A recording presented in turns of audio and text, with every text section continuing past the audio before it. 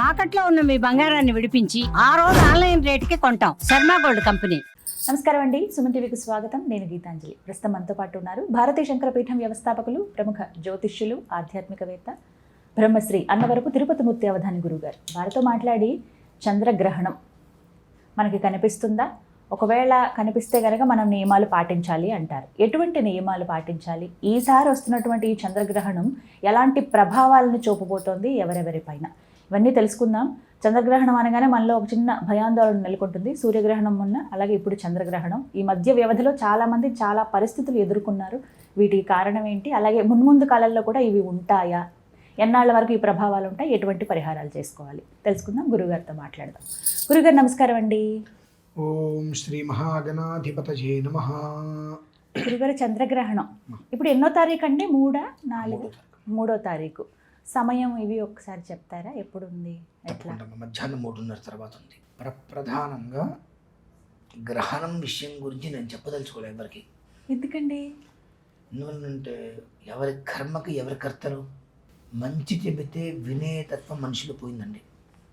నాన్న ఇది బాగుంటుంది, ఇది మంచిది అని చెబితే దాని జోలికి వినట్లా. ఏదైతే కనుక చెడుది ఉంటుందో దాన్ని ఆకర్షించి దాని దగ్గరికి వెళ్ళి చెడిపోతున్నారు మనుషులు. ఇటువంటిప్పుడు గ్రహణం గురించి చెప్పవలసిన కర్మ నాకెందుకు? నేను అనుకున్న విషయం, ఎవరు ఎలా పోతా నాకు అవసరం ఏంటి, పోతే పోతారు అనుకున్నాను. కానీ అండి ముందు వాస్తవంగా నిన్నటి వరకు అదే అనుకున్నా. కానీ ఒక క్షణము నా 42 సంవత్సరాల జీవితంలో ఊహ తెలిసి ఒక 35-36 సంవత్సరాలు అనుకుంటే 72 గ్రహణాలు చూశా. ఈ 72 గ్రహణాలలో ఎప్పుడూ జరగనటువంటిది ఒక 3 రోజుల క్రితం జరిగింది. ఆ తత్కారణంగా గ్రహణం గురించి వివరించాలి, చాలామందికి చావు బ్రతుకుల్లో ఉన్నారన్న విషయం అర్థమైందండి. ఒక ఇప్పుడున్నటువంటి పరిస్థితులలో ఖగోళాన్ని రాసినటువంటి ఏకైక వ్యక్తి 70-73 సంవత్సరాలు ఉంటాయి ఆయనకి. 80 అంటే ఇప్పుడు 40 సంవత్సరాల క్రితమే, 1980 కన్నా ముందే 60 సంవత్సరాలు పంచాంగం రాసేశారు. ఇప్పుడు రాస్తున్నారు చాలామంది. 80కి ముందే రాబోయే 60 సంవత్సరాలు ఎలా ఉంటుంది మొత్తం లిఖించేసేసి పంచాంగాలు ఇచ్చారు. కానీ ప్రతిదానికి కూడా కాపీ అనేటువంటిది అయిపోయినాయి. ఇప్పుడు ఏదైనా రాష్ట్రాల నుంచి మార్పులు చేర్పులు చేసి అది రావడం వల్ల ఇక నేను ఏ పరిస్థితుల్లో కూడా పంచాంగం రాయకూడదని భీష్మ ప్రతిజ్ఞ చేసుకొని కూర్చున్నారు.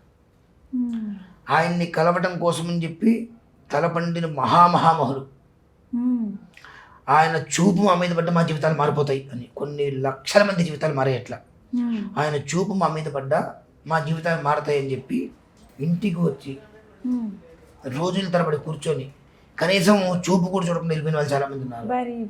చెప్తా ఎందువల్లనంటే వితౌట్ నా పర్మిషన్ లేకుండా నువ్వు నా ఇంటికి వస్తే నేను ఎందుకు మాట్లాడాలి? నువ్వు ఎవరివైతే నాకెందుకు, నువ్వు ఎవరివైనా కావచ్చు కాక, డోంట్ కేర్. నేను రమ్మన్నప్పుడు నువ్వు రావాలి, నా అనుమతి నుండి నువ్వు రాకూడదు. నువ్వు వస్తే నాకు మాట్లాడాల్సిన అవసరం ఉంది అని అంటే, భరతుడు ఎలా అయితే రాముడు వారి పాదాలు శిరస్సు పెట్టుకుని వెళ్ళారో ఆ రకంగా గురుగారిని మనం చూడలేకపోయినా కనీసం ఆయన పాదుకలకైనా నమస్కారం చేసుకుని వెళ్ళాలని చెప్పి ఆర్డీఓలు కానీ కలెక్టర్స్ కానీ నాకు తెలుసు ఎవరిని రాని ఇంటికి, ఆయన ఇంటికి రమ్మని పిలిచారు. మేము కూడా వితౌట్ పర్మిషన్ ఇంటికి వెళ్తే ఇంటికి రానిరు. ఒక డాబా పక్కన పాక, పిలవందే మేము ఇంటికి వెళ్ళినా మమ్మల్ని పాకలో కూర్చోబెట్టేస్తారు. కడుపు నిండా భోజనం పెడతారు, అందరూ సందేహం లేదు. ఎంతమంది వెళ్ళినా ఆయనకి కలియుగ కర్ణుడు అని పేరు. నాకు తెలిసి ఆ ఊరిలో దేవాలయంలో మనకు మామూలుగా కూడా భిక్షాటం చేసేవాళ్ళు ఉంటూ ఉంటారు. వాళ్ళందరూ కూడా మధ్యాహ్నం భోజనానికి రాత్రి భోజనానికి వాళ్ళ ఇంటికి వెళ్ళేవారు. భోజనాలు అక్కడ చేసి కడుపు నిండా మళ్ళీ ఇక్కడికి వచ్చి భిక్షాటం చేసేవారు. అంతటి పేరు ప్రతిష్టలు ఉన్నప్పటికీ కూడా వితౌట్ పర్మిషన్ మేము వెళ్ళినా ఇంట్లోకి రానిరు. ఆయన ఈ 42 సంవత్సరాల్లో ఊహ తెలిసిన తర్వాత 72 గ్రహణాలు ఎన్నో దాటి ఏనాడు పిలిచి ఇలా ఉంటుందని చెప్పాల. అటువంటిది ఆయన పిలిచి కేవలం ఆ విషయం చెప్పడానికి పిలిచి 4 విషయాలు చెప్పారు. గ్రహణం ప్రాణాంతకం.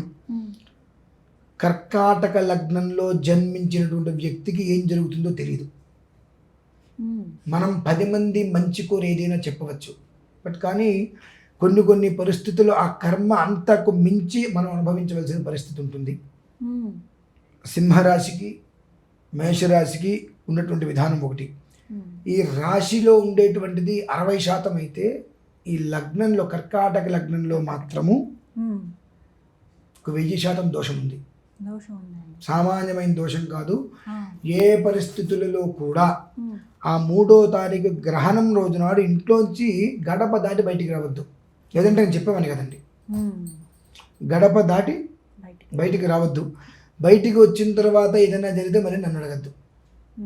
ఆ స్థితి ఉంది కాబట్టి ఆ రోజు మొత్తం గడప దాటకుండా, ఇవాళ ఉదయం కూడా ఫోన్ చేశారు నాకు 9 గంటలకి. అసలు మాకు తెలిసి ఆయన ఫోన్ చేయరు, పిలవరు, పిలవకుండా వెళ్తే ఒప్పుకోరు.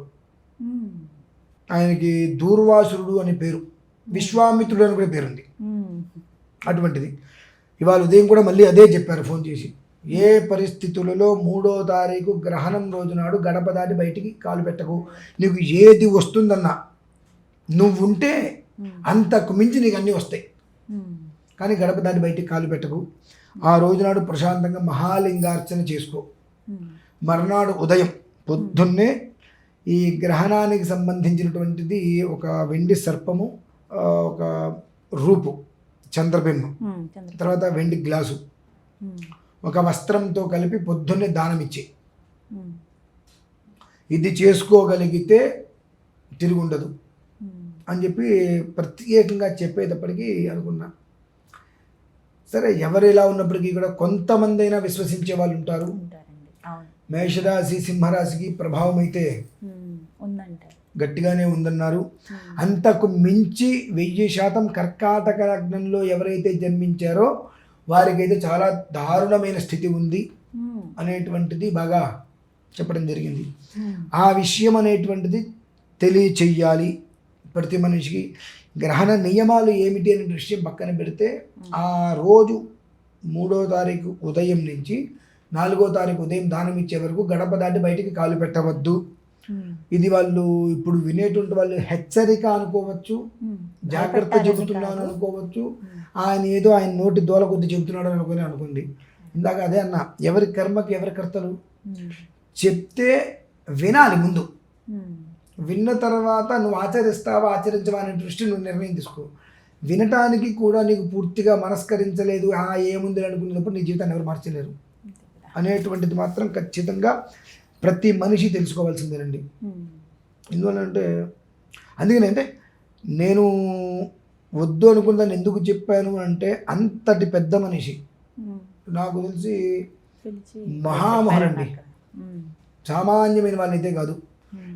ఇంటికి వచ్చి మాట్లాడకపోతే 4 రోజుల పాటు మళ్ళీ అమ్మ మేము వెళ్ళొస్తామమ్మా అని అమ్మగారికి ఆవిడికి నమస్కారం చేసి వెళ్ళిపోతే, వాళ్ళ ఊరిలోకి దిగంగానే అమ్మ మేము దిగామమ్మా అని ఫోన్ చేస్తే, దిగారా గురుగారు ఒకసారి రమ్మన్నారు అని చెప్తే తిరుగు బస్సు ఎక్కి వచ్చేసిన వాళ్ళు ఉన్నారు. మళ్ళీ వస్తే గురుగారు అంటే దేనికి వచ్చా, 4 రోజుల తర్వాత మళ్ళీ వెళ్ళొస్తే దేనికి వచ్చావయ్యా అంటే, ఏం లేదు గురుగారు మిమ్మల్ని చూడాలని చెప్పి వచ్చాను, చూశాక బయలుదేరి వెళ్ళిపో. అంటే ఆయన మాట విన్నా చాలు. అంటే ఈ గ్రహం నువ్వు అక్కడ ఉండి శాసిస్తాడండి వాళ్ళ ఆయన. రేపు ఉదయం 10:20 ఏం జరుగుతుందో రాసిస్తే జరిగి తీరాల్సిందే. అటువంటి వ్యక్తి భూమి ఇంకెవరూ లేరు.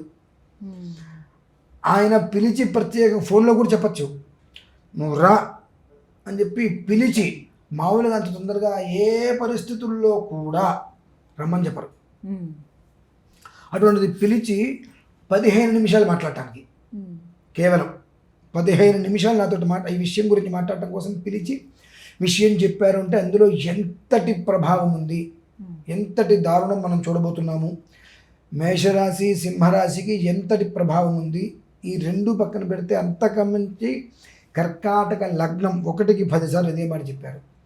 ఈ లగ్న ప్రభావం ఉంది కాబట్టి ప్రాణం పోతుంది అన్నా, ఏదన్నా నీకు ₹1,00,00,000 డబ్బులు వస్తాయన్నా గడప దాటి కాలు బయటికి పెట్టద్దు. మర్నాడు 4వ తారీఖు ఉదయం దానం ఇచ్చే వరకు అని చెప్పి ఉన్నారు. కాబట్టి కొంతమంది అయినా ఈ కర్కాటక లగ్నం వారు, ఈ మేషరాశి వారు వీరు చూసి జాగ్రత్త పడతారు. ఎందుకంటే ఈ మేషరాశి వారికి అమోఘమైన యోగం రాబోతుంది. 5.5-6 సంవత్సరాలు తిరుగులేదు వాళ్ళకి. వాళ్ళు ఏది పెట్టినది బంగారమే. అంత అద్వితీయమైన యోగం ఉంది. దానికి గండం కాబట్టి ఏ పరిస్థితులలో కూడా ఎన్ని పనులున్నా ఆ ఒక్కరోజు అదొకటి చాలా, అంటే దానం ఇచ్చేటప్పుడు వెండి గ్లాసు అంటే వెండి పాత్ర ఒకటి, సర్పం, వెండి సర్పం ఒకటి, బింబం, చంద్రబింబం ఈ మొత్తం ఒక తెల్లటి వస్త్రంలో పెట్టేసి పొద్దున్నే తీసుకుంటారా అండి? ఎవరైనా తీసుకుంటారా? నేనైతే ఆ రోజు ఉదయం 6:30 ఇంటికి రమ్మని చెప్పి ఒక ఆయన్ని చెప్పేసారు. దారదత్తం చేసుకుంటానండి, వచ్చి నేను మీకు అది వచ్చేసేస్తే మీకు దానం ఇచ్చేస్తా అని చెప్పాను. మరి ఆ రోజంతా ఏం చేయమంటారు? గ్రహణం రోజంతా, గ్రహణం రోజంతా కూడా పరమేశ్వర ఆరాధన చేసుకుంటూ సాయంత్రం గ్రహణం 3:30 సమయంలో గ్రహణం ప్రారంభం నుంచి నేనైతే ఇంట్లో మహాలింగార్చన చేసుకుంటా. మహాలింగార్చన పూర్తయ్యేంత వరకు నేను లైవ్ పెడతా, కనీసం అది చూసి నమస్కారం చేసుకోమనండి. వేరే అంటే వాళ్ళ ఇంటికి ఎవరైనా పిలిచి అభిషేకం ఏమైనా చేయించుకుంటే ఓకే, లేని పక్షం కనీసం ఆ మంత్రాలు వింటూ 360 శివలింగాలకి ప్రత్యేకంగా దేనికి దానికి మంత్రం 11 ఆవరణార్చనలతో ఉంటుంది, అది నేను చేసుకుంటా. కాబట్టి కనీసం లైవ్లో చూసైనా ఆ గ్రహణ ప్రభావం నుంచి తప్పించుకోవాలి ప్రతి ఒక్కరూ అని అయితే నేను కోరుకుంటున్నాను. ఎందువల్ల అంటే అంతటి కర్మ ప్రారంధం అనుభవించటము, అంతటి కర్మ ప్రారంధాన్ని తప్పించుకోవటం అనేటువంటిది మూలంగా ఆ గ్రహణం అనేటువంటి తీసుకొచ్చింది. మన భారతదేశంతో పాటు అమెరికా, ఆస్ట్రేలియా ఇలా చాలా దేశాల్లో ఉంది, సంపూర్ణంగా ఉంది. చెప్పాగా ఊహ తెలిసిన తర్వాత 72 సూర్యచంద్ర గ్రహణాలలో ఇంతవరకు నేను ఏనాడు ఆయన మమ్మల్ని పిలిచింది లేదు, మేము వెళ్ళింది లేదు, మొదటిసారి జరిగింది. కాబట్టి ఎంతో అసలు మామూలుగా నేను ఎవరి మాట వినడం తెలుసు, అతనికి ఏం చెప్పినప్పటికీ కూడా వినడం తెలుసు, అయినప్పటికీ కూడా పిలిచి చెప్పారు అని అంటే ఓకే.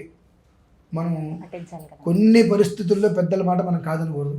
చెప్పారు అని అంటే ఎందుకు చెప్పారు, ఆచరిస్తే మంచిదే కదా. అంతే కదండి.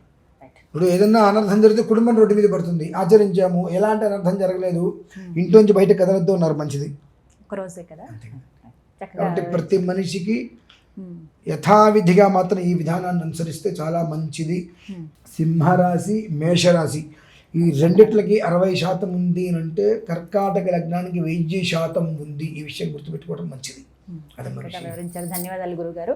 ప్రేక్షకులందరికీ కూడా విన్నపం అండి, ఎవరిని భయపెట్టాలని ఈ వీడియో చేయటం కాదు, ఒక ఇంత జాగ్రత్తగా ఉంటారనే భావన. గ్రహణం ఉంది మనకు అనిపిస్తుంది కాబట్టి కొన్ని నియమాలు మనం పాటించుకుంటాం. విశేషంగా ఏదైతే గురువుగారు చెప్పారో మేషరాశి, సింహరాశి, అలా కర్కాటక లగ్నం వాళ్ళు ఇంటి పట్టునే ఉండి మీరు చక్కగా భారతీయ శంకరపీఠం వారి యూట్యూబ్ ఛానల్లో గురువుగారు అభిషేకం చేస్తారు, శాస్త్రోక్తంగా మంత్రోక్తంగా. అది మీరు వింటూ ఆ రోజంతా గడపండి, స్వామివారి ధ్యానంలో ఉండండి. తర్వాత రోజు ఏవైతే చెప్పారో ఆ దానాలు ఇవ్వండి, అంత మంచి జరుగుతుంది. స్వామి పైన భారం ఎంత. నమస్కారం.